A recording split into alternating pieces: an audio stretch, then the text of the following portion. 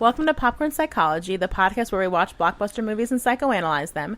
My name is Brittany Brownfield, and I'm a child therapist, and I'm joined by... Ben Stover, individual therapist. Hannah Espinoza, marriage and family therapist. We are all licensed clinical professional counselors, also known as therapists, who practice out of Chicago. Even though we are licensed mental health professionals, this podcast is purely for entertainment purposes and to fulfill our love of dissecting pop culture in all forms. Please remember that even though we are all licensed therapists, we aren't your therapist. If you are struggling with mental health symptoms, please find a local mental health provider.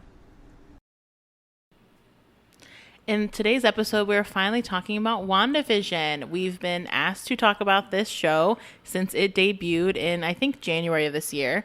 And so finally, we are talking about it. So I hope everyone's as excited as we are.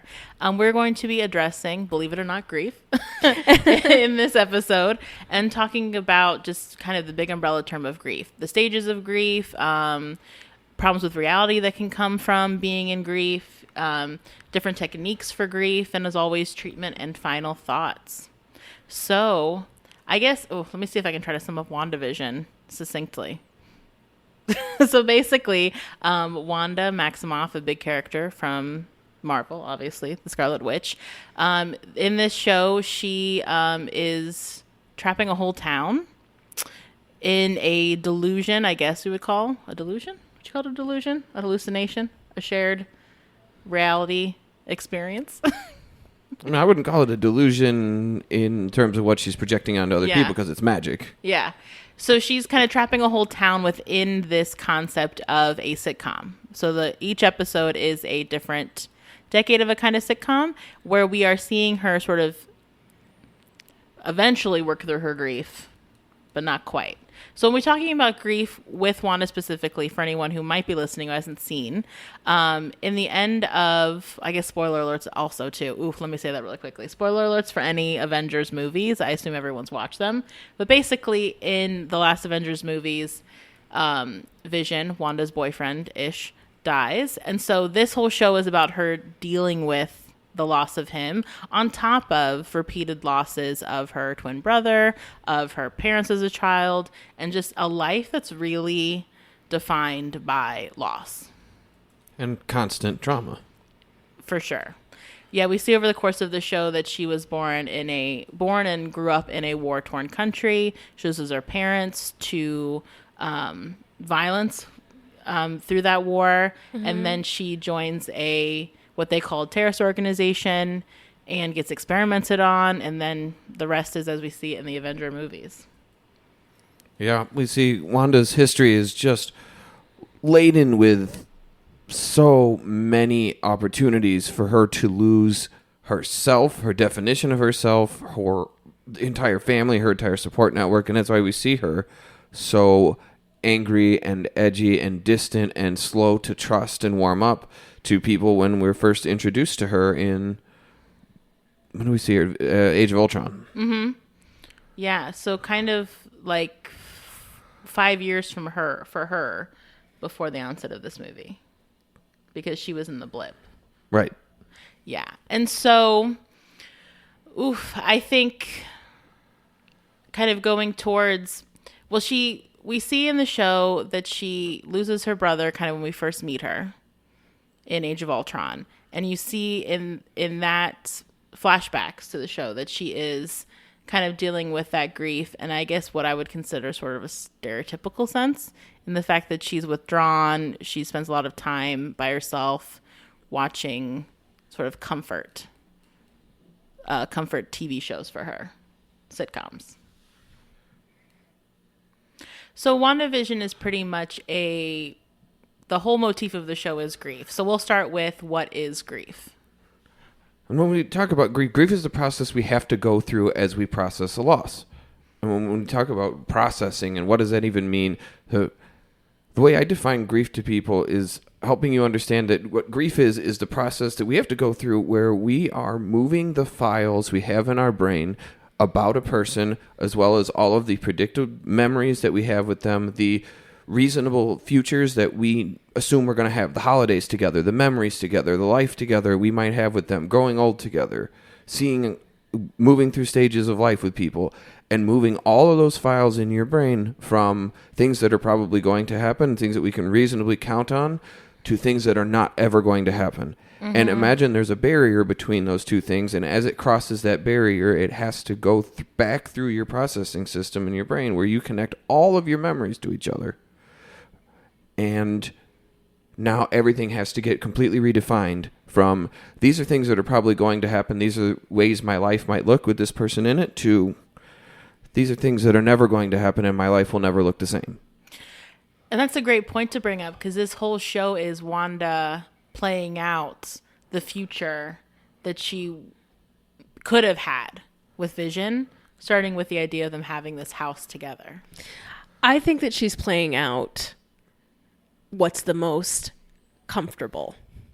I don't even know that she's playing out anything that's realistic because it's based in a sitcom. True. So it's not like, and I feel like a part of all of this is that we're also seeing someone who has had repeated trauma and things that have happened so quickly on top of each other that this is the first time she's standing still, and it's extremely painful, and so she can't bear it, and trying to find a way, the only way that she can. I mean, like, I feel like when we see when her power just kind of comes out of her body, when she kind of gets to the breaking point of where she can no longer sit with the grief of what she's experienced. Right, when she's standing in that house. She's standing in the empty house. Empty lot. Yeah. And she can no longer bear it. She can no longer live in a reality with which she is alone. And so that is when, this whole thing comes. And I think it makes a lot of sense in terms of, we watch comfort things when we're having a hard time, or when we're feeling sad. We do things like that. And so it's so interesting that this is the path that this is how she created this world. This is how her brain tries to deal with the grief that she's experiencing. Yeah. Which is a metaphor for dissociation. We all have a point where we get so distressed that we check out of our own reality. And Wanda hits that so hard and so fast because she's been hurt so many times that the only concept she has of life is pain. And if she has associated having Vision in her life with finally escaping that pain, then standing in the plot of this house, seeing the plans laid out for what life they were supposed to have, thrust in front of her to realize only that now that's going through her processing system where her brain is digesting all of that is never going to happen. That's when we see her cross her threshold of tolerance and completely dissociate and for her, that results in this burst of magic coming out of her body to the point that everyone around her is now encased in this false reality that she has created out of the memories of safety she has, which for her were watching these shows. Those were her positive memories. That was her escape from everything. Yeah, because you can see up until that point when it does kind of burst out of her, she is really trying to do her best to keep her shit together.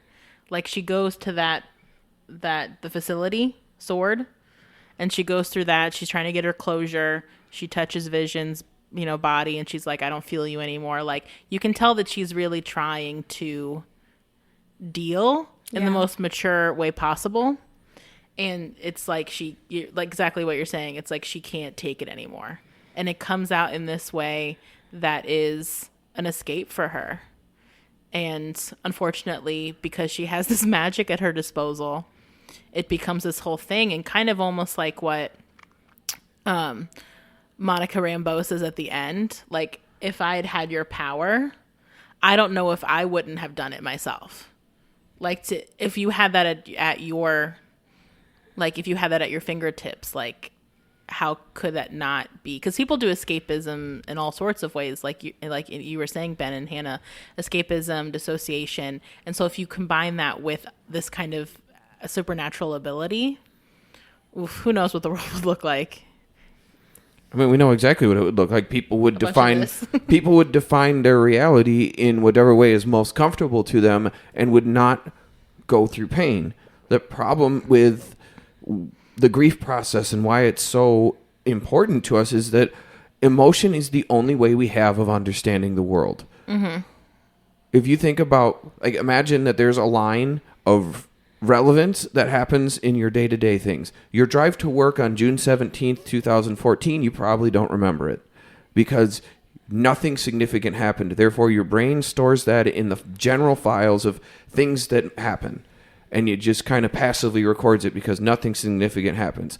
If there was a car accident, if you were late, if you got a phone call that disturbed you, your brain instantly turns on a recording. And the only way you have to digest that information and let it sync up with every other memory you've had is to feel the feeling that came along with it, because that's the only way we can encode experiences with relevance for survival purposes. That's it. That's the only way we get. And all of the contemporary wisdom we have is don't feel. Mm-hmm. Stop feeling. Go drink. Have a drink. Don't feel how you're feeling. Don't do that. Don't be sad. Mm-hmm. Don't cry. We start with children. Don't be sad. Don't cry. But feelings are the only way we have to encode information. That's it. That's the only one. Mm-hmm. There is no other way. You can't understand grief.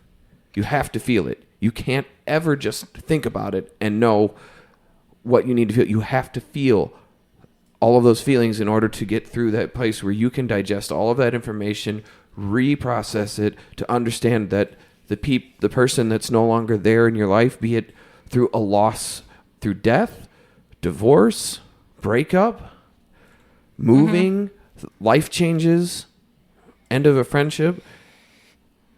So many things can cause grief. And when we go through this process, people move through it in different stages. And you know, the Kubler-Ross theory is one of the most prominent for people to understand. But basically, people have to move through a couple of different stages where you have to accept the reality that you've had a loss. You have to feel the pain. You have to go through it because that emotion is the only way. You have to adjust to this new reality where this person is no longer with you, and then you have to move on. Mm-hmm. And I think we see, especially with the first 3 episodes of WandaVision, that she is still deep in the denial and comfort part of this. You know, she is shutting down any opportunities to be challenged around this world that she's created that is helping her feel good or like feel in the state of not dealing. And you see that in these small moments where like Vision starts pointing it out in the 70s and she resets him and kind of edits the episode so that he doesn't say what he said. I can't remember exactly what he said, but basically like what's going on. Yeah. She is, you know, she throws Monica Rambeau out of the town entirely. Like in the first 3 episodes, she's definitely in that stage where I just want to do the things that make me feel good, and I'm not going to deal with anyone challenging that. I'm going to shut it down and shut it off, which I do see with people who are not ready to really confront the depth of what's going on for them, and then they can and they're not ready to process it basically. And when you do attempt to like challenge someone in that space, you will see, of course, not the version we see on the show because it's, you know, magic, but you do see the version of the kind of like, no, of course not. Like the kind of like just as if you are bringing up something that's wild by bringing something or getting really upset, which is what you see with Monica of like, how dare you do this? And you're not allowed here, and you're the problem, not what's going on emotionally with me. So you're saying when she's confronted with the truth, that she rejects it. Yeah. When people around her are trying, like Vision, when he kind of breaks out, Monica are trying to be like, girl, what's going on? Like, this isn't real. She totally shuts them down.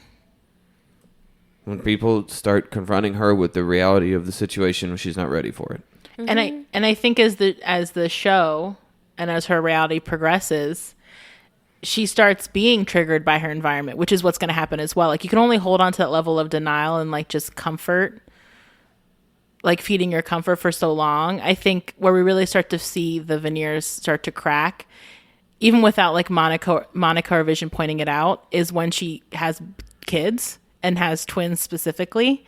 And I think that is very poignant, because I do think things when you're dealing with trauma and grief, things like becoming a parent, and stuff like that can trigger the reality of the situation. It brings things to the surface that you've been trying to push down.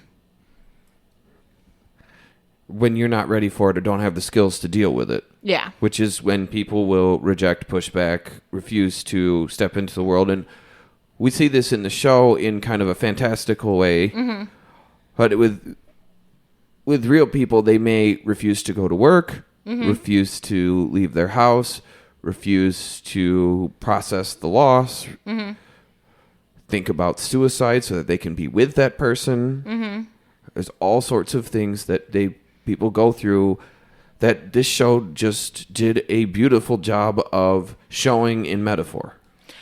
It can also be throwing yourself into activities and hobbies and an identity that you want to keep ascribing to, which I think we kind of see as well. Sure. Or work on picking up the parts of things that were important to the person you lost and then taking them on as your own identity now. Mm-hmm. Like in the movie Mother's Day, you see Jason Sudeikis doing that. He takes on his wife was a Marine and died overseas, and she was big into soccer coaches, and he never cared about soccer coaching at all. But then he takes that on as his new identity, is now he's the soccer coach. Yeah, because it's a way of keeping, like you're saying, keeping that person with you, or keeping that lost relationship with you. Right.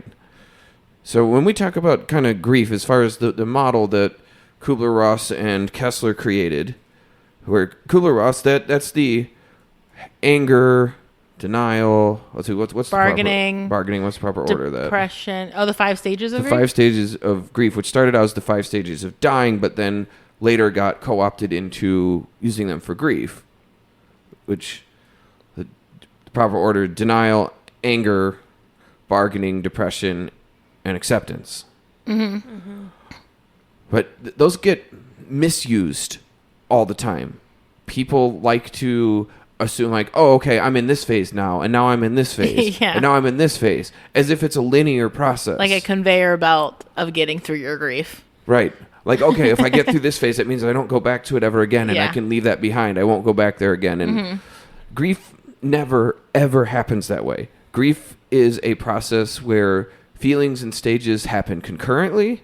I tell people grief is like a rainbow. You cannot look at a rainbow and see orange only. Mm-hmm. You can't process grief and just be today I'm angry about it. Because it's never just anger. You're angry, you're sad, you're remembering happy things as well. While trying to process all of that, you're connecting all of the range of emotion to redefining where this person is and was in your life. And I think we see that demonstrated well in this show, in the sense of the fact that it's not linear. Like, she'll go from denial to anger to denial again. I don't know if she ever really does bargaining. Does she? I mean, you could probably consider the going back and forth with Agatha as bargaining, possibly. Oh, that's true. But I don't know that would be accurate. I Literal think the other bargaining. thing, yeah.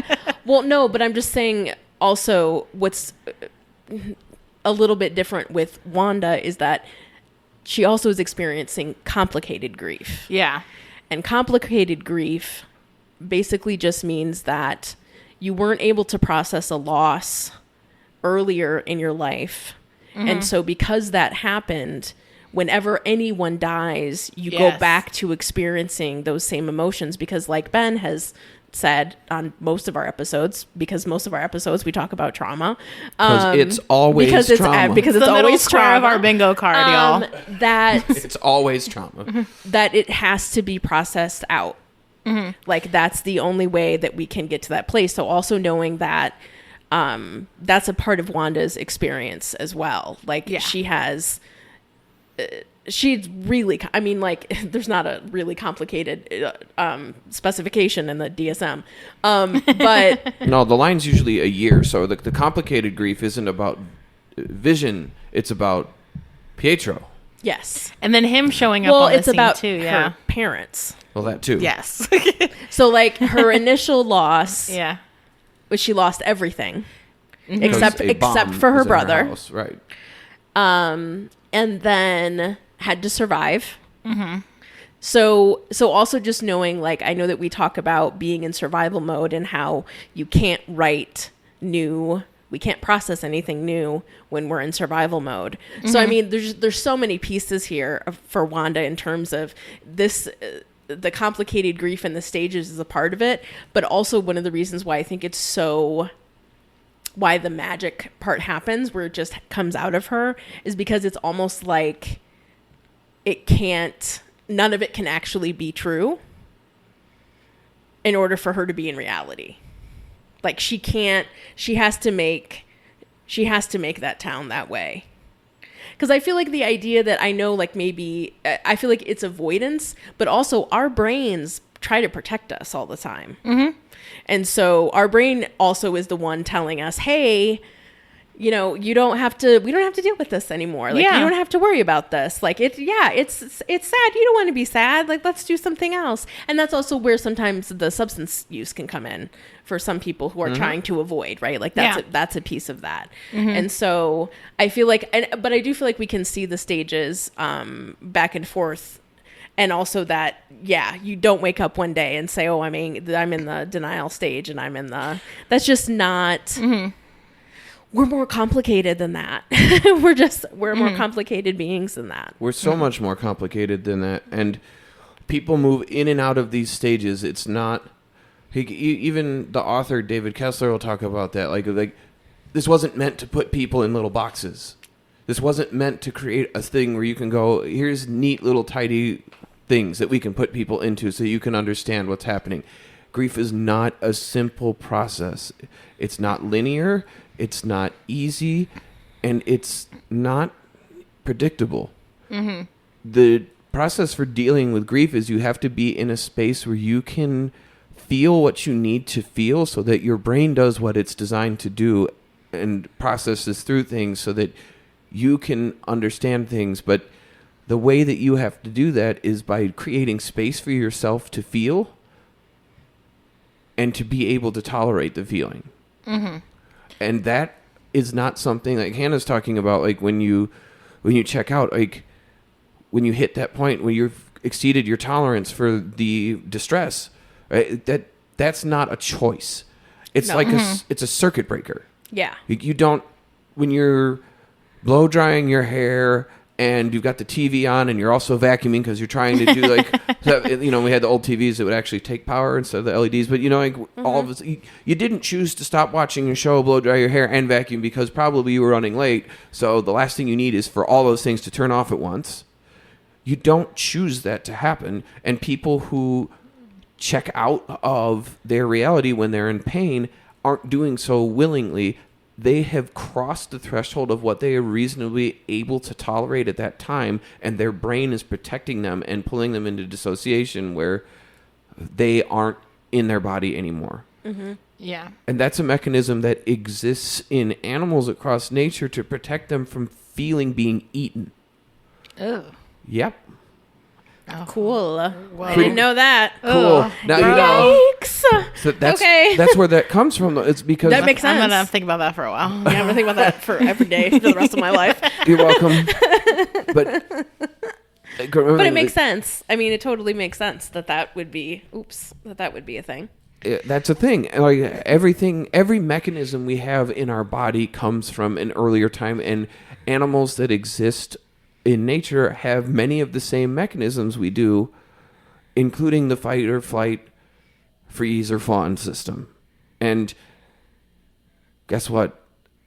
Dissociation is part of the flight system. Yeah, it is. And she's in it. And especially like so yeah, when talking about the denial and then dissociating, it's like two different things. And so kind of going back to that, when she's in sort of like the I Love Lucy and the bewitched stages, like it is more of that dissociating, like thinking of it like being way deep in a daydream, but in like a really more intense way, really trying to escape this feeling. And I think like what you brought up, which is a really good point, Hannah, is that, you know, she's been going, and this might be the first time that she hasn't been in an active war, truly, since she was born, maybe. Yeah. Depending on when all the stuff in Sokovia started. And so she did have that space. Like, she's just driving around. She decides to drive to the place where she has time on her hands now. And it makes sense why then it is exploding. Which it would, because the way those systems work, I mean, we try to overcomplicate them. We don't recognize that these are all systems that are rooted in the animal lizard parts of our brain. These are things where you are no longer physically in danger, which means you now have the ability to process things. Mm-hmm. People that are continually in danger cannot enter a state where their body can relax enough that they can process what's going on because they have to survive. Mm-hmm. This is the first time we see Wanda where she is reasonably safe. Yeah, and I guess the only time we kind of catch a glimpse of that is when they flash back to after Age of Ultron, when Pietro's died and she's in the Avengers Tower and she's watching, I think, Malcolm in the Middle, and Vision comes in and talks to her. And that is kind of a processing space a little bit. And my assumption is, you can let me know, Ben, if I'm missing anything as our resident, I'm assuming, expert on this, is that is a period of time in which it's a little lower key. Yep. And so that is a time that maybe she did have some space to more healthily, is that a word? Yes. Healthily process kind of how she was feeling about Pietro. But she was still a little shut down. Like, you could tell when Vision was trying to talk to her about it, and she was giving him a little bit of the, don't do this to me, bro, energy. I feel like she was in the process of dissociating by the end of the conversation. She was. She checked out. Yep. Mm-hmm. She checked out by the end. Mm-hmm. Yeah. You can see it in people's eyes. Yeah. Ever since I started EMDR, I started watching people's eyes in ways that I never had before. And watching when people are talking about something that's processed, their eyes go up, they kind of go look off to the side and up, and then they refocus back on you. And their eyes stay in a relatively normal state. When people are actively processing something, their eyes get wide and start moving back and forth with some rapid motions because they're connecting details, and then that happened, and their eyes flip back and forth, and then this happened, back, zap, zap, zap, eyes back and forth. When people are dissociating, they get a fixed down and away gaze. Their eyes and their pupils open up quite a bit, and they almost get that glazed over look, and you can see that they're not there anymore. They are somewhere else. That's a good point, because I did notice her that when I was watching it. I was like, It was like an awkward pause, kind of, and then it just kind of ended the scene. Right. Because you saw her, like, when people are processing, you're saying people can move in and out of the space where they're able to process. People process what they can and then pull back. Mm-hmm. And sometimes that system goes into, the defense system goes into hyperdrive because it doesn't trust that you're going to be okay.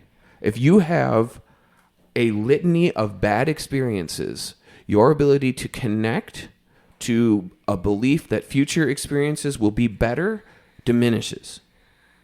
So for someone like Wanda, who has had nothing but bad experiences over and over and over again, periods of calm are nothing more than the eye of a storm. Mm-hmm. She has no experience and no reason to believe that she will be taken care of, that she will be okay, that things will be okay, or even that the world is good. Yeah. Because even in those calm moments of her sort of timeline, she's also being challenged about like what kind of person she is too, which I think you see like her subconsciously working through in the show. Like, one of the things that I clocked was that douchey director guy. What's his name? Those are the T. Tyler. Classic Tyler. And sorry for any of our listeners named Tyler. I think it's Haywood. Yeah, something like that. It's his last but name. his name is Tyler. And he kind of Tucker sucks. And I think what I did find very compassionate about this show is that it was always trying to like frame empathy for Wanda. And when he's talking about like what a messy criminal basically she is, Tyler, he brought up like Lagos as like a time when she like really made a mess. And then in one of the commercials in her sitcom reality is a commercial for paper towels called Lagos, and the tagline is Lagos, when you make a mess you didn't mean to. So I think like also she's processing not just her grief, but also I think the trauma of trying to do the right thing and always being put in a framework of being the bad guy too, which I think we also witness when we talk about when you watch Falcon and the Winter Soldier. Not to get into that, but you know, the same kind of concept. I had to slide that in. Bingo. There. I had to slide that in there.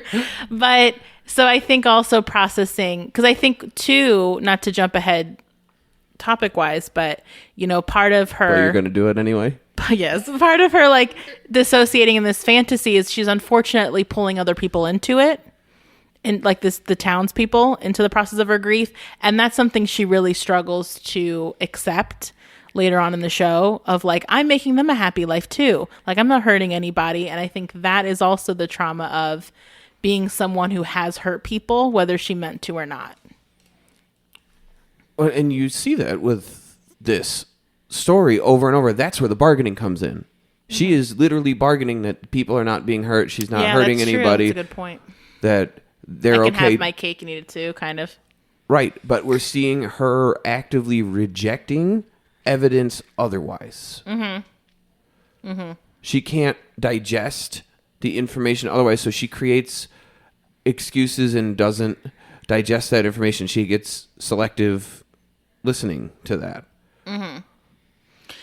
And you also see kind of, not bargaining, but sort of her trying to stay in that denial dissociative place during like the Modern Family-esque episode, where when her reality has continuously been questioned and she's struggling to hold on to it, like the milk is glitching to like modern day milk to like glass jug milk and the TV and stuff, instead of just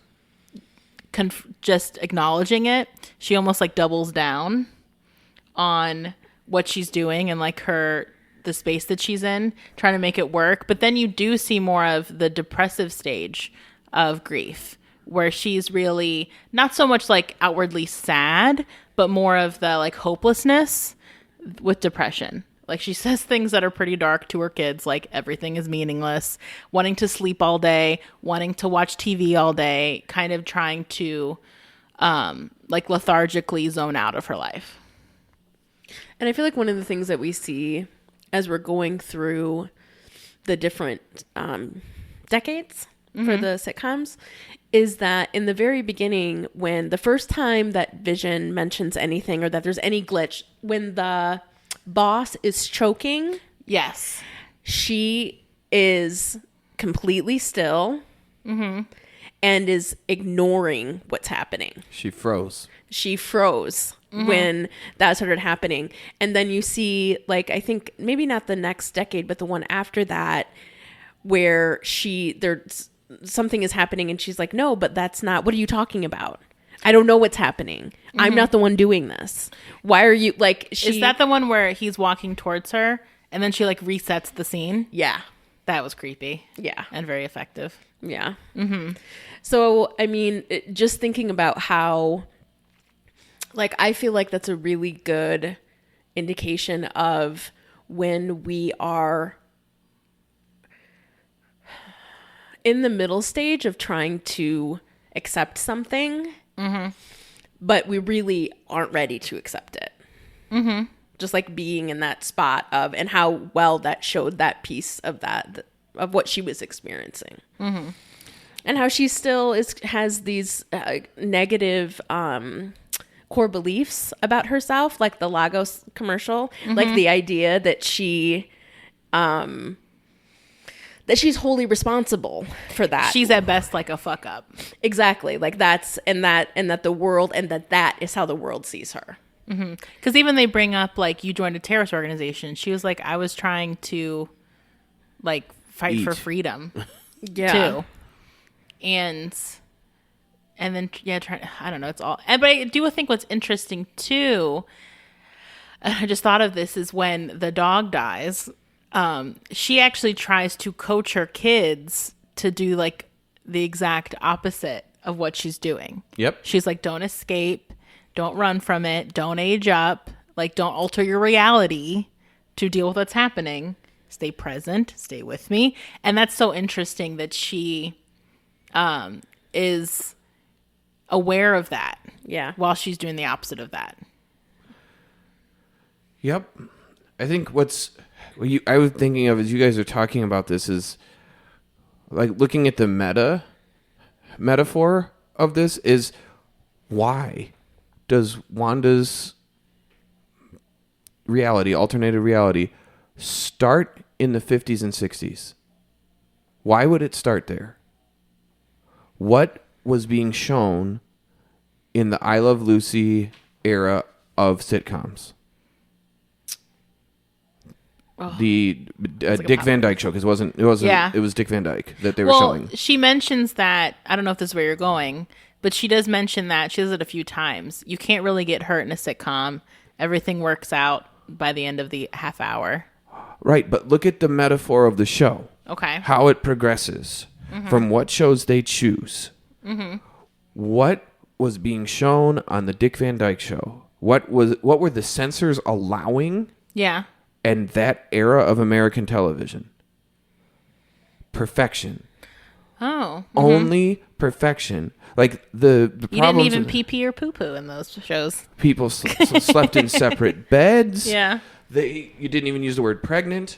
Like, there was so many things that were not allowed at that time, and that the only thing that was being represented was this picture of American perfection. And we're seeing that her story starts there, where she is trying to adhere to that level of perfection. Hair always done, outfit on point, like hours and hours and hours of cooking and primping and prepping to be the perfect housewife and have this perfect life where her husband has the job where he goes and he does everything awesome, and then she does all of her roles in perfection, and the illusion starts to break in that moment where the boss starts to choke and where she doesn't have everything prepared all the way. And that's when we see things start to fall apart, is when she can't maintain that level of perfection. And I wonder if part of the metaphor of the show is, as we start going through the decades, more accurate to life disturbances start to be allowed into the cultural zeitgeist. True, because by the modern day sitcom, she's in a bathrobe the whole time. Her hair's not really done, which is also what you see more in modern sitcoms. Messiness. Correct. A more accurate, because that one is what, like, Modern Family / The Office, the breaking the fourth wall one, where you start to see a more accurate portrayal where it's okay to accept that. And as we're going through these decades, we're seeing her break, and the window of perfection that she's trying to adhere to, that she's realizing she can't, is slowly getting eroded by the grief experience. She can't maintain that illusion at that level anymore. And I wonder if that was part of the writer's thing of starting to switch the decades, of not to go, look how, because people are like, oh, it's cool, they're going to do a time travel thing where they're going to do different decades of shows and tie into classic shows. But that's not the point of the show. This show is showing us step by step someone's grief delusion breaking down over time, like that she cannot maintain the levels of perfection in her current state needed to adhere to the rules that existed in that era of the sitcom. And it does make me wonder, and hearing you kind of say that a lot, it does make me wonder if, like, that kind of natural progression could be like a healing process of, like, going towards a more, like you said, more like perfectionism, performative space, into one that allows for more messiness in an appropriate, healthy way. I think it has to. And grief will do that to you. Like, You have to process it. It will process, but you can't maintain the things that you need to do in order to stay dissociated. It's too much work. Your life will collapse. Mm-hmm. You see that when people get too drunk, too consistently, too high, or they live in an alternate reality where they're controlling too many things. Like, it will fall apart, and it always does. And we see that illustrated beautifully in this show as we watch the cracks start to form in the realities Wanda has created for herself. When the neighbors start going, please, let me out. Yeah, which is also, Agnes, or Agatha, fucking with her. Mm-hmm. But it also is, you're right, kind of the cracks forming in the simulation. Right. But why does, why does Agnes/Agatha exist in the story? To be that antagonist, to disempower the fantasy. Right. To break down the illusion. To break it, to seize on Wanda when she's vulnerable. Mm-hmm. And kind of playing almost the role of, she's the bad guy, so I don't want to necessarily say this, but almost asking questions that maybe like a clinician would ask, of like, okay, well, help me understand this, but why is that happening? And clearly she's doing it for like evil purposes, but she is doing what we call like reality checking with Wanda. And in the beginning, Wanda can kind of keep up with that. And she really can zing and zag with it. And then by the end of going towards as the decades go on, she does have a harder and harder time. I can't think of any specific examples, but she starts having a harder and harder time, like, making up reasons why the reality she's living in can hold up. Which is what happens. Which is exactly what happens. Mm-hmm. Until it all breaks. Mm-hmm. Which is exactly what we see as we go through her story, is that we see it all fall apart and then her have to pick herself back up when she accepts the reality of what's happening. Mm-hmm. But before we go deeper into that, let's take a quick break. And we're back. So I would imagine, Ben, you want to talk about the Previously On episode and how that is maybe a interesting example of your favorite thing. My favorite thing, but definitely a thing that I do. Your specialty, I guess I'd say. Yes, the episode where Agatha reveals herself. Mm-hmm. I guess, or the episode after, because I think she reveals herself and then... Yeah, it's episode 8, which is called, like, Previously On. Right. Which is, Wanda going through her whole life, basically. So, what is happening in that is how trauma processing works. It's not necessarily how grief processing needs to work. Mm-hmm. Grief processing does not require that someone goes back and repairs every broken memory of their life. Mm-hmm. That is not necessary to heal from grief. To heal from trauma, though, when you have some foundational trauma, it is helpful. You don't have to go back to every single memory where you've been hurt to heal, but to figure out what are the big ones that continue to cause distress and disturbance when you think about them now.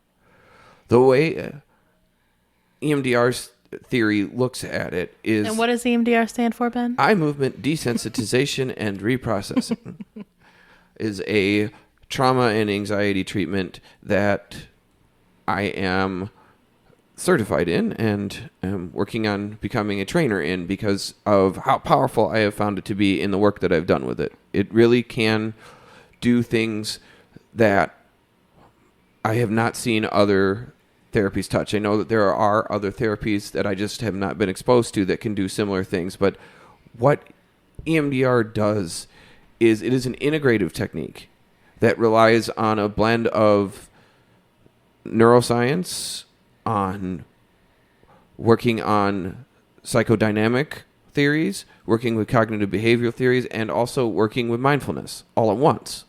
And how it does that is by simulating some of what happens during REM sleep, which is when our brain naturally digests and prunes information, where it works through difficult memories and helps move one memory from this isolated channel where we digest only that information and only look at the situation through the lens of how we felt when that situation was happening, to moving that into your library of information so that you can file away that memory in context with every other memory you've had in your life.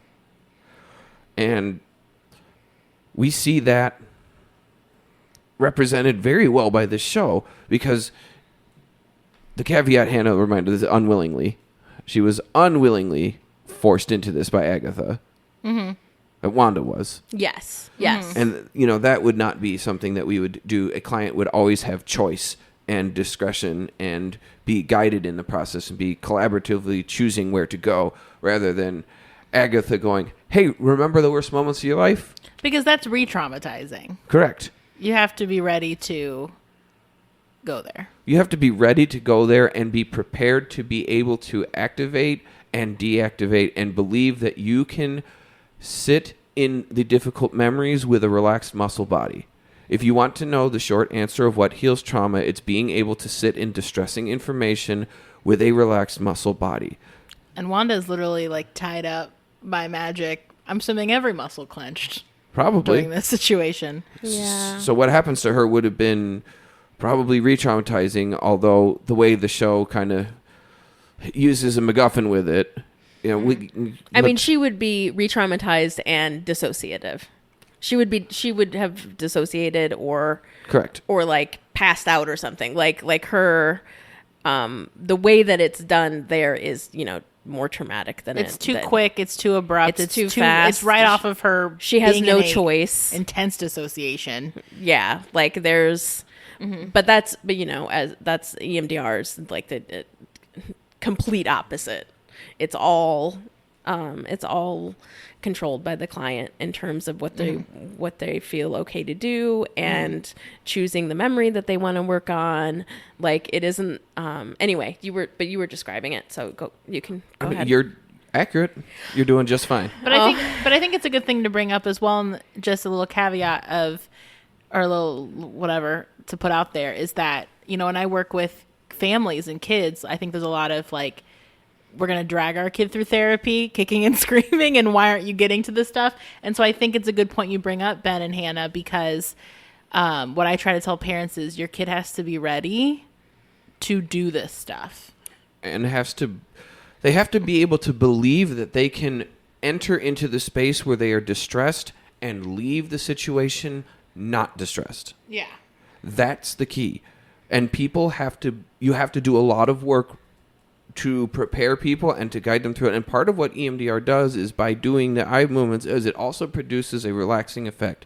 EMDR works on two mechanisms that we only see kind of one of them represented in the show. And the two mechanisms the one is bilateral stimulation, which is the eye movements across the full sweeping range of vision, or tapping on either side of the body, some kind of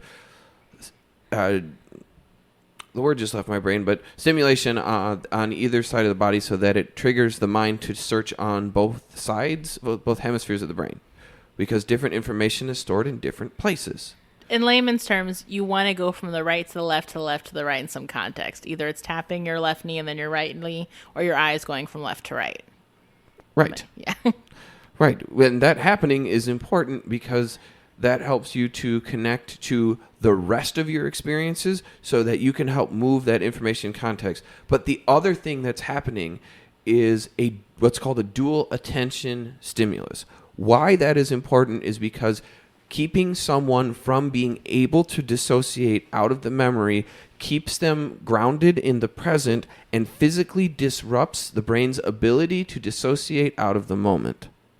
Why that's important is because it doesn't let someone feel like what's happening to them is happening all over again. It allows them to stay in the present where they are safe now, figuratively watching a movie of what happened. And that is not what happens to Wanda. Oh, yeah, I was just going to say, hers is also why it would be traumatizing. It's like you're in a VR of it. Like you're reliving it, truly. Like since in all... But you're dropped into it. But she's not, though. She's watching it. Well, so there's some parts of that episode where she is her younger self Right. and she's not standing next to Agatha. Right. Then there's parts where she's watching herself.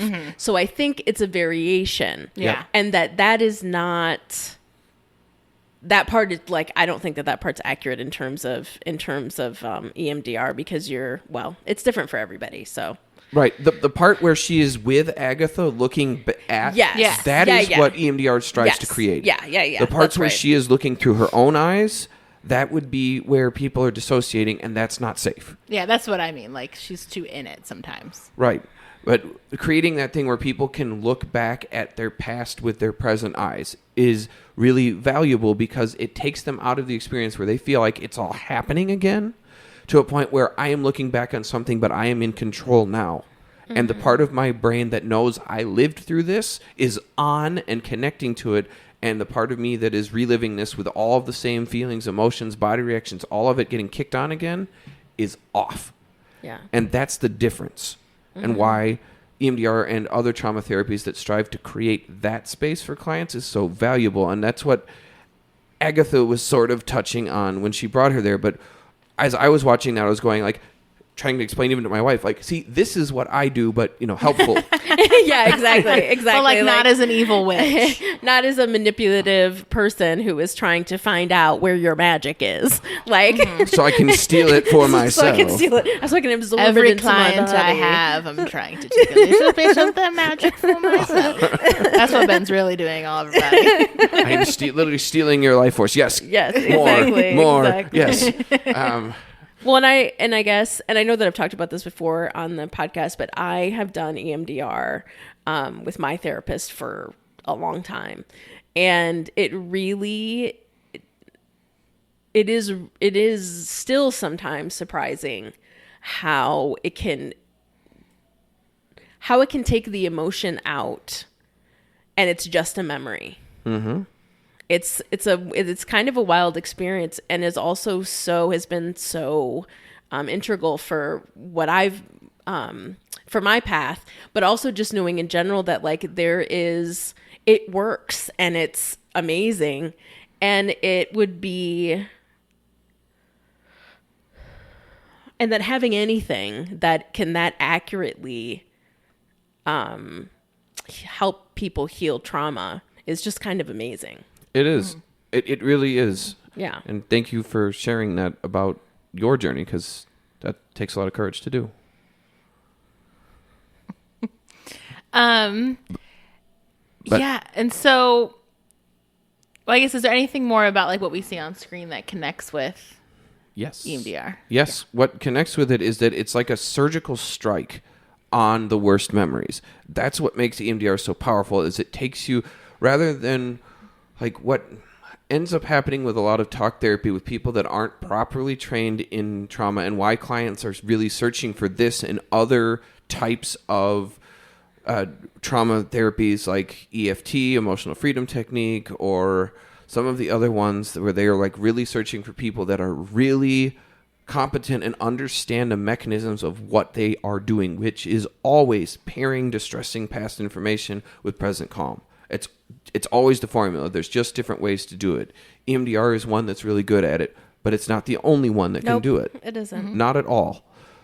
Many types of therapy can get you there. It's about understanding that that's what you're doing, and why it's this episode triggered so much of that is because with these methods, you're looking for the memories that are recurring, whether it's in nightmares, whether it's in active thoughts. It's the things that people keep telling themselves, I don't want to think about that. I don't want to deal with it. I don't want to think about it. I can't do it. I can't deal with that.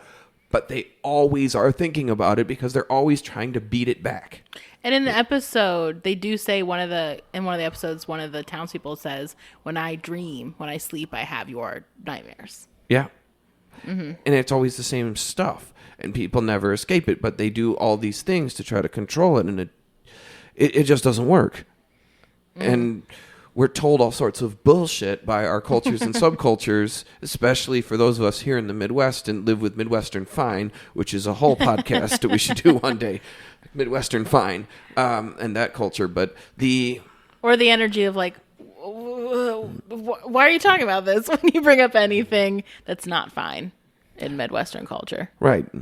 or the fuck it, man, let's just go drink. Don't think about that. Mm-hmm. But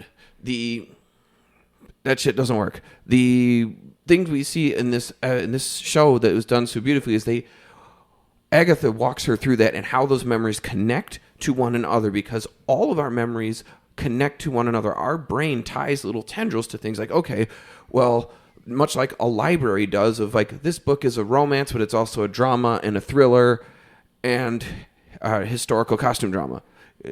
It ties all those things together. I just like spoke the words of Brittany's True Loves. Costume drama. Yes. But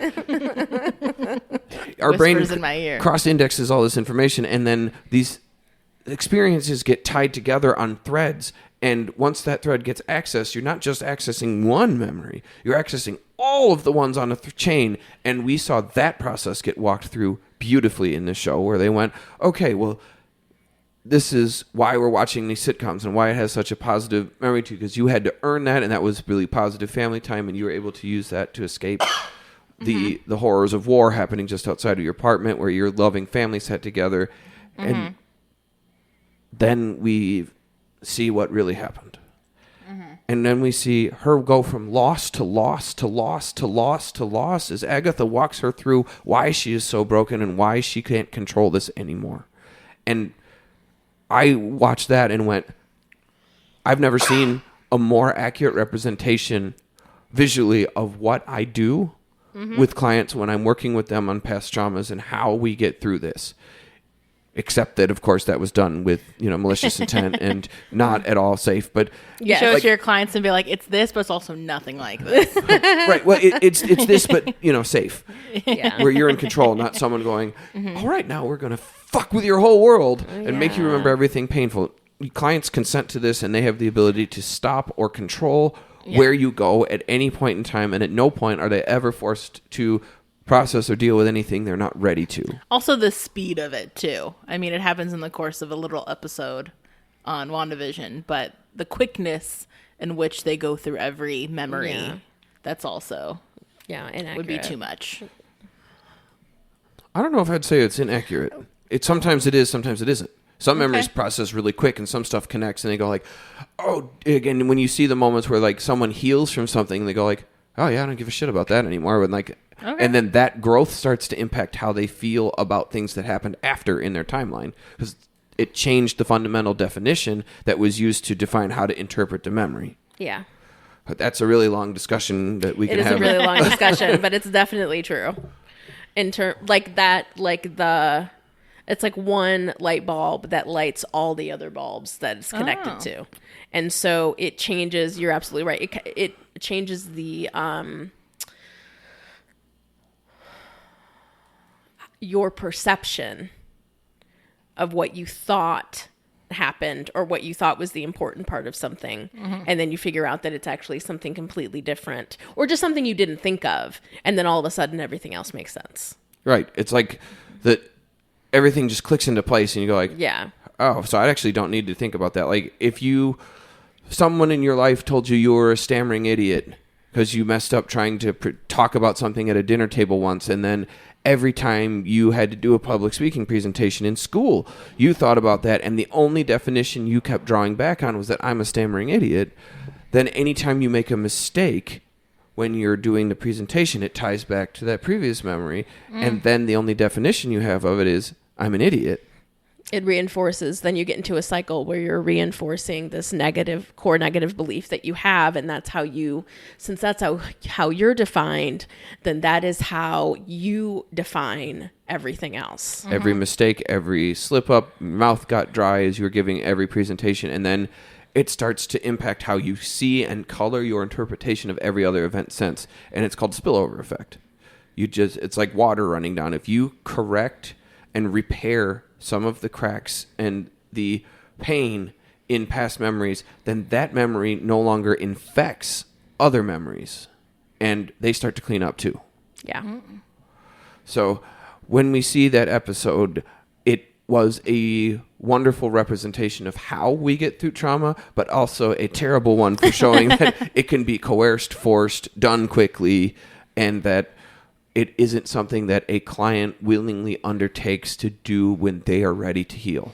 Yes. It's something that, and I know that I think I always bring this up. So if you've heard this before, that's fine. Is that a part of doing EMDR or doing any kind of specific trauma therapy is that you have to be as stable as you can be. You have to have skills that you know are helpful.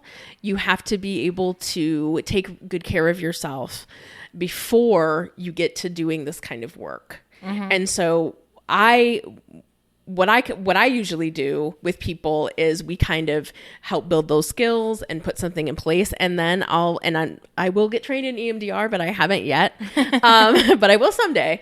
And then I send them to someone who does EMDR or hypnosis therapy or anything that. Also, I've done all of those things, but anything that feels. Anything that can do this connection to our body, because that's such a big part of this. And that's why I recommend it to people, to clients, but also that you have to be ready to do that.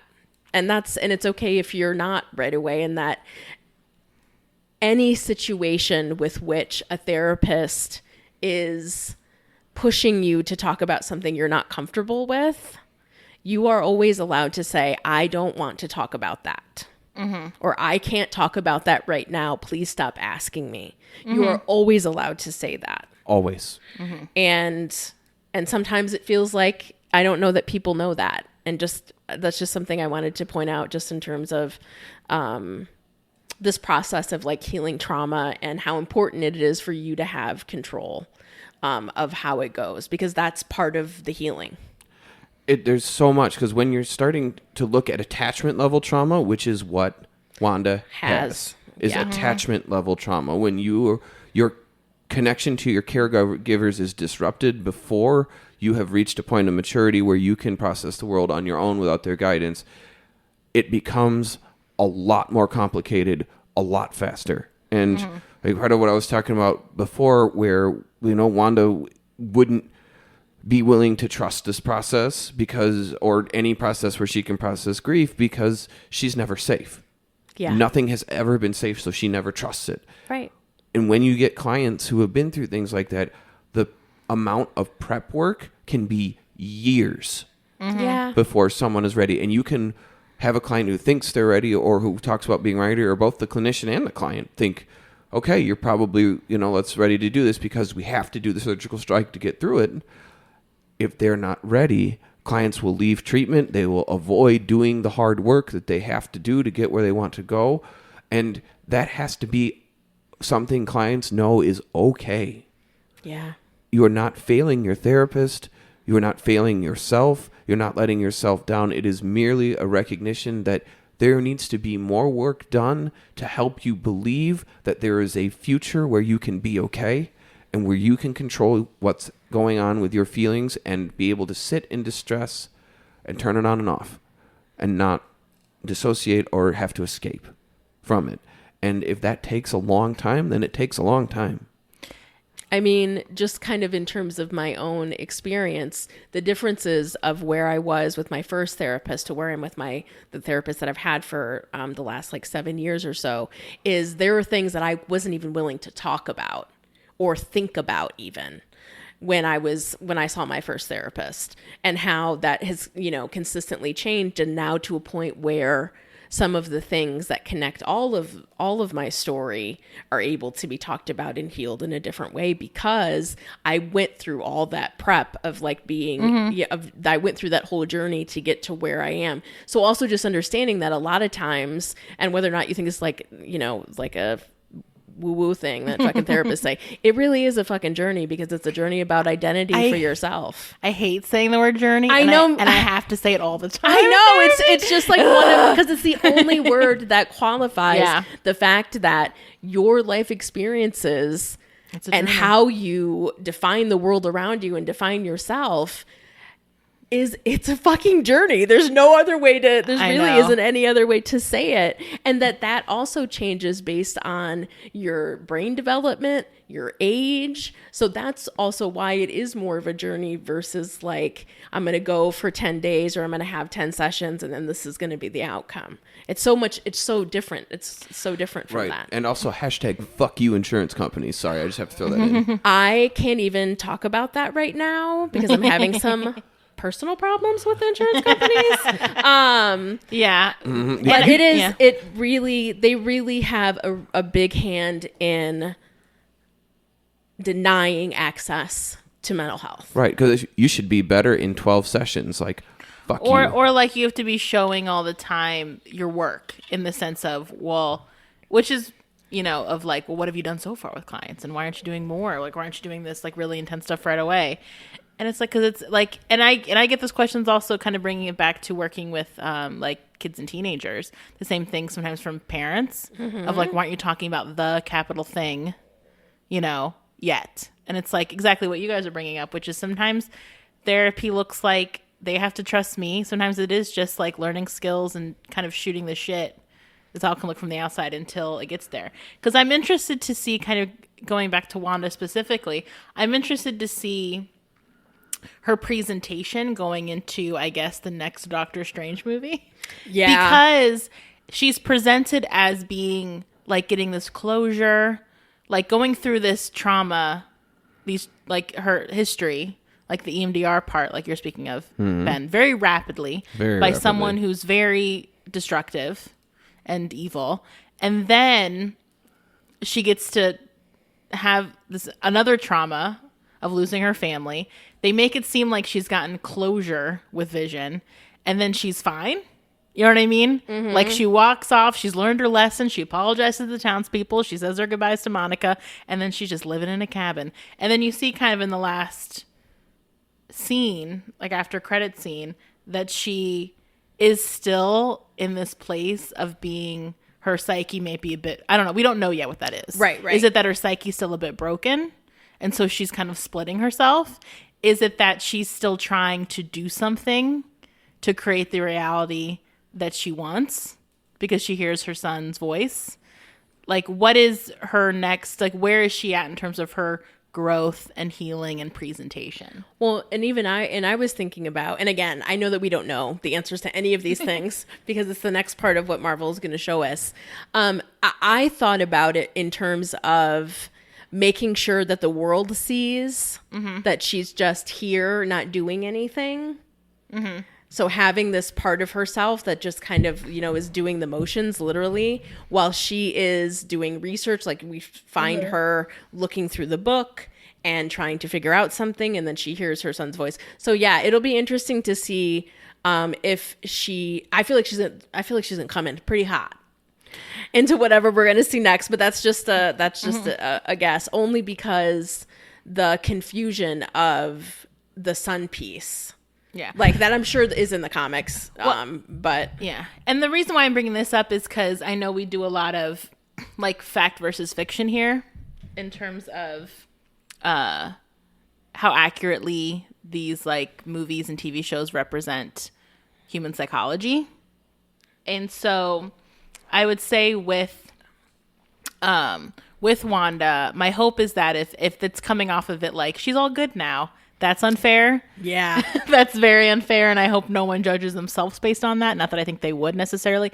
And kind of by the end credit scene, it kind of leaves a question mark there of, is she really fine? yeah, Or is she still No. in a space the answer is, I think the answer is going to be The answer no. is no. I mean, the next movie is called Multiverse of Madness, which is... that's a pretty the word fucking madness intense. is Not kind an of accent. not super nice, but like look at all these crazies kind of energy. But yeah, so I guess I just wanted to throw that out there of it, they wrap it up with a bow kind of before the end credit scene, and that's not realistic. No, it's not, but we do get to see something that I think is beautiful before that in that process is that Wanda has to face all of it. And she has to come to terms with it, which adds the, what people, the grief people are calling like the 6th stage of grief, which is finding meaning, but really that's just logotherapy from Viktor Frankl, who I know I talk about a lot, but like this is existentialism, baby. It's basic existentialism, and it is much, much older than the Kubler-Ross and the Grief Institute work. It's not something they invented. Like, we made this stage. No, you didn't. That was Viktor Frankl, who made up his theory after going through Auschwitz. Fuck yourself. Yeah, agreed. Sorry, that's a hot take there, but I don't like when things get co-opted without acknowledging, like, kind of where, yeah, like, where the original writings are from, and the importance of that is recognizing that the only way that we get through trauma is by making meaning of it and figuring out how we redefine ourselves because of what's happened to us and do something with it. And maybe that's what she's doing up in that cabin. I think that's exactly what she's doing. And I feel like when we see her embrace, like, become the Scarlet Witch, essentially, I feel like that is a part of that is her realizing that she has to do something different. Right. And so while I do think, like, I think that she might just be stuck in another piece of all of this, and trying to find meaning. Yeah, and in it by searching for, now that I know that I do have this power and that I have always had it, which is also something else that comes out of EMDR, which is just in terms of you always had what you needed.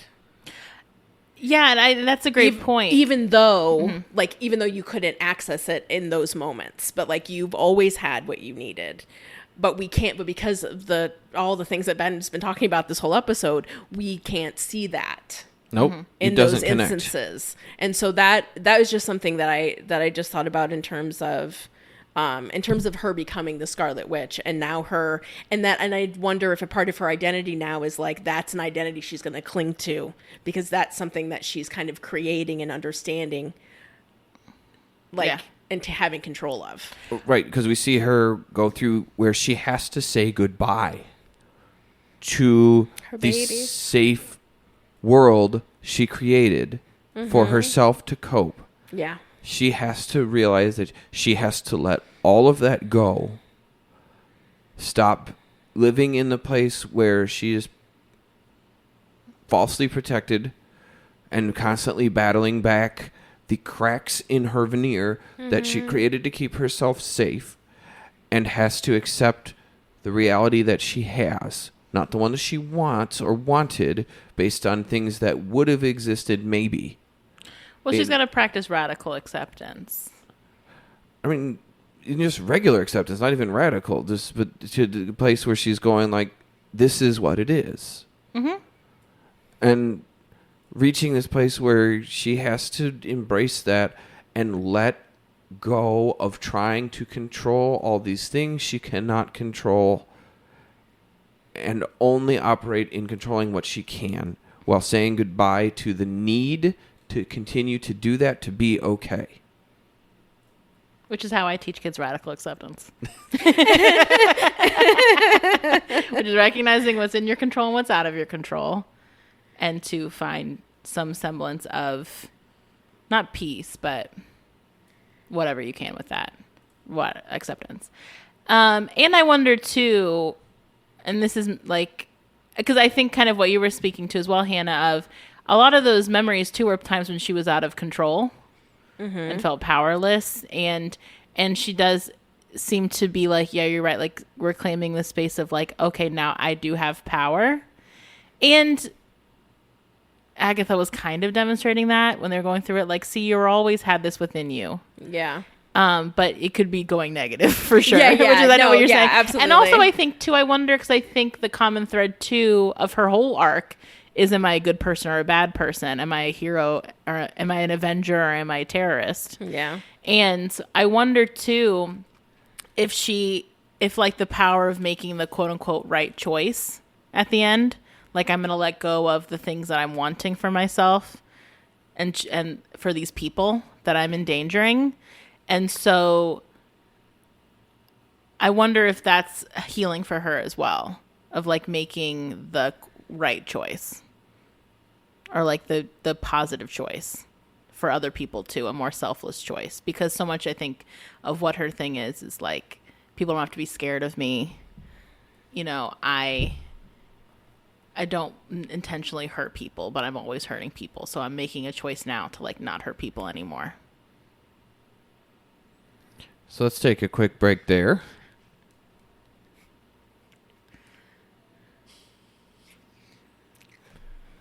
And do we feel ready to move into treatment? Yeah. Mm-hmm. We've talked about it quite a bit. We have, but we talked about as kind of what it looks like as you go through here. This might be a useful question, and we could probably cover this quickly, would be to go, what does the Wanda we see at the end of the show need? Mm-hmm. I mean, I think seems like, if I'm going to take her in the back of the cabin doing whatever she's doing back there, if I'm going to take that out of it, it seems like she's trying to create what we've been talking about is the first step to treatment, which is finding like stability, finding a place, like a home, like she's got a cabin in a quiet wooded area for secret magic stuff, or for finding calm. I don't know. And I think also for her, which I think is the theme too, is her having a support system. I think that's something I would want her to, if I was treating her, what I would try to help her form too at the onset of this, if we're going to go into deep work, is like her needing to have some sort of support system. Because that's what, you know, she has been looking for and losing throughout her story. You want to go next, or you want me to? You can go next. Okay. For her, the version of her we see at the end of the show, I think the thing I want, where I'd be working with her, would be understanding the concept of body calm. And learning how to control her body and recognizing how you can pair where you are now, which I think is the point of what we're seeing her doing. Yeah. But getting into the place where you can recognize that I am safe now. I don't need to convince myself at this point in time that things are always going to be good. I need to learn how to understand that I am okay right now and don't need to be in constant threat perception mode. Because I think for Wanda, the part of treatment where we see her at it now is that she's willingly given up the safety that she created for herself in her little world there in the town. I forgot, what was the name of the town? Westview. Mm-hmm. Yeah, in Westview. She's given up Westview. And everything that she could control in it, all of it was her. That's the thing that's expressed over and over throughout the show. It's all her. This is all her. She's doing all of this. She's controlling all of this. And for her, recognizing that she doesn't have to have all of these elaborate things in place to feel in control, that she can be okay in the present, recognizing where she is and being in touch with that without having to be in touch with all of her past traumas all the time. That she can choose when to go in and out of those memories safely, and to teach her how to be present and be in the calm now, so that she recognizes that these things Agatha made her do, she can choose to do as she's ready, but can learn that I can be in control of my body, which helps me manage how I feel now, so that I'm not in a spot where my brain is taking me into irrational processing. So for her, body calm would be where I'd want her to be at.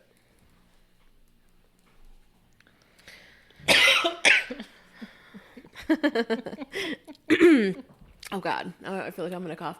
I'm just going to tell you guys now, in case anybody screams, that one of those house centipedes definitely just walked by in my house somewhere. So, if anybody screams.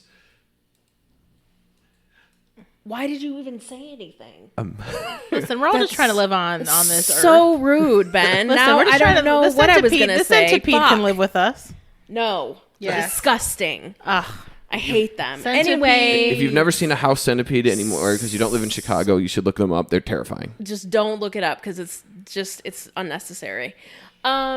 So I don't know, man. I was thinking about, you know how I never Winging it, baby. wing it every single fucking time. That's what she said. Gotcha. You're so dumb. Call me a maxi pad, baby, because I got wings. Just like Batman. See, I did it. Dunked on that. So I'm sorry, Hannah. Man, I think it would be something to just, like, I'm trying to think about what would be different in terms of being a marriage and family therapist and having her walk in as someone who is maybe in and out of dissociating still and is just maybe feeling unsure of themselves. And so I feel like the first thing that popped into my head was the idea of positive regard. What is it called? Unconditional positive regard. Positive Rogerian regard. therapy. Yes, thank you. And how just giving her space to talk about anything she wants to talk about. This is one of those situations where when someone comes in, Ben, if you're looking around for it, and I'm going to slap you in the face. Like, I can't concentrate. Please stop looking for it. So I can't concentrate either because I want it to die. Yeah, well, we all of us I'm going to save it and it's going to live in my house with me. Oh, you're so gross, Brittany. So I'm going to show that Rogerian therapy on the centipede. You're So gonna I show it feel some like- radical acceptance. You exist and so do I, and I can't change that. Heck yes. So I feel like that would be something just in terms of letting her experience that presence, knowing that most of the experiences that she has had are where the world is viewing her in a very specific way, and how important it would be to have a healthy relationship with someone who gave you unconditional positive regard. And I feel like it's like, you know, a teeny tiny step in terms of what her journey would be. There's that lovely word again. And how sometimes, this is so funny because I just had a friend who's going to school to be a therapist say this back to me because I told him this. Sometimes therapy is just bullshitting with someone in a way that where you're being listened to, but also where you're just getting a chance to really just have a conversation that someone is actually paying attention to. Because our communication as humans is shit based on technology, even that can be helpful in terms of, and that's a small piece of how someone has to start trusting you. Mm-hmm. And that sometimes it's talking about movies. Sometimes it's talking about your favorite books and what do you like about those favorite books. And just knowing that for Wanda, I mean, the world, because her core negative belief is the world isn't safe. The world has never been safe. It's not safe for me. Nope. So in order to start anything, we would have to just kind of, it would be one of those things where the most important piece of working with Wanda would be meeting her where she is. Because if she rolls in and I start talking about her parents dying in front of her when there was a bomb, You'll never see her again. I'll never see her. I'll never see her again, and that would be unethical. Right. And being trapped in the apartment and with their being- dead bodies for 3 days. Yeah, exactly. Like so that would be such an important part for working with Wanda. All right. So, final thoughts on WandaVision.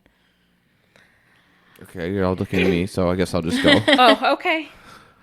Also, if I'm talking, I can't look for centipedes. I'll look for it. Oh, now you can look for it? Distract me? I see how it is. Okay. But anyway, I loved WandaVision. I loved it. The first few episodes, I know I see a lot of the criticism of people going like, the first couple episodes were a little kind of slow to get through, but It's worth a rewatch, though. The rewatch? Yeah, I've watched it. Yeah. I've done the rewatch. It is worth it because especially as you realize how masterfully they started showing you the cracks. Yes. And that the little mystery boxes they planted in it and that they all open. J.J. Abrams had nothing to do with this show because all of the mystery boxes were answered, goddammit. And none of them were little MacGuffins that never got opened or closed. Everything was neat and tidy from the beginning to the end, just like everything else Marvel has done so far. It's all well planned out and thought out, and I thought it was a masterful depiction of the process of getting through complicated grief and working through the things that have happened to you. And they showed in a metaphorical way what it is like to be in a place where you feel so out of control and hurt and so emotional that you feel like you can't do anything but escape all of that.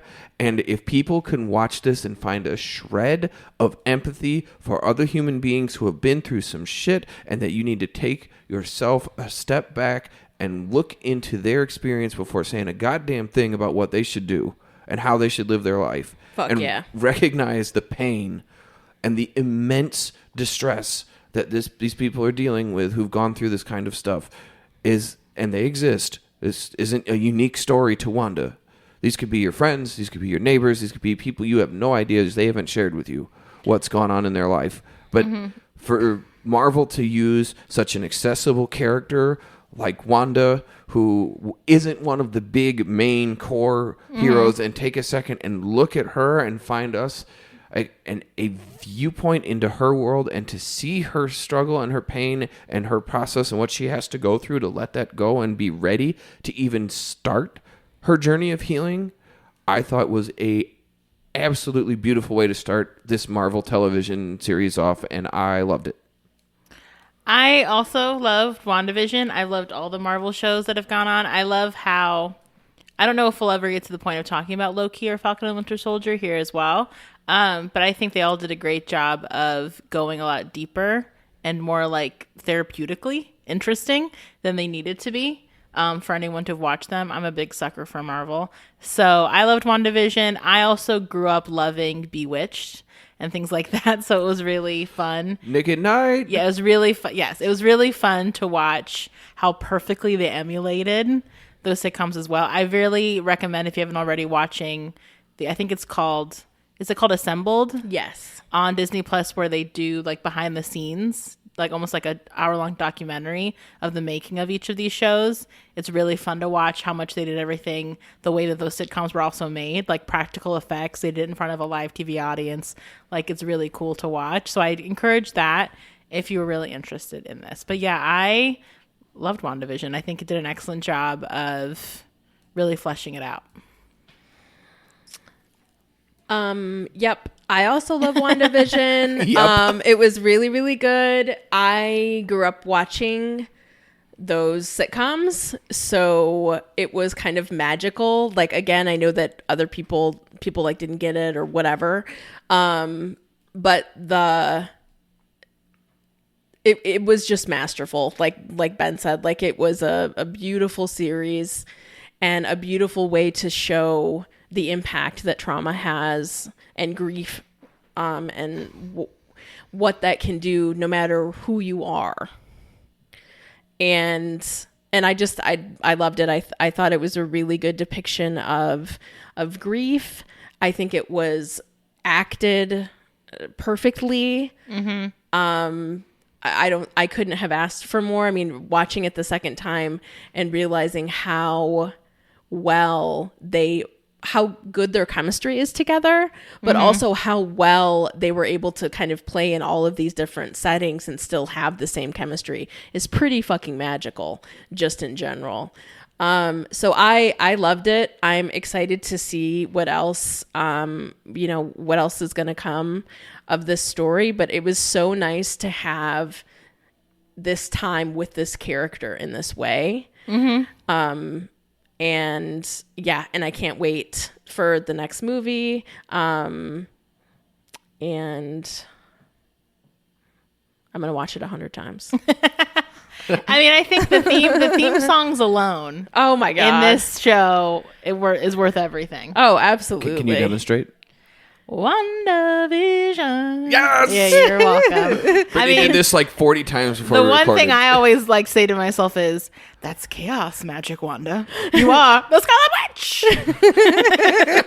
Which I never realized they never called her the Scarlet Witch until the show. Nope. Yeah. Which sure they really didn't. were. That's when they were the most heavy-handed. I feel like is when that Tyler dude was like, "She has no funny nickname," and I was like, "I get it, bro. She doesn't have a Ugh, thanks for hero name pointing it yet. out, asshole. But anywho, Whale, and I guess I can plug right now, is my favorite Marvel show is actually Legion. If anyone's listening has ever watched Legion and how they deal with trauma and grief and healing your inner child and all that stuff, shoot us an email at popcornpsychology@gmail.com.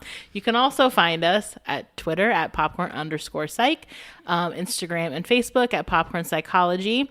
We also have a Patreon. If you want to support us on Patreon, just look up Patreon at popcorn psychology. And yeah, we also have merch on TeePublic if you're interested in that as well. So yeah, join us next time.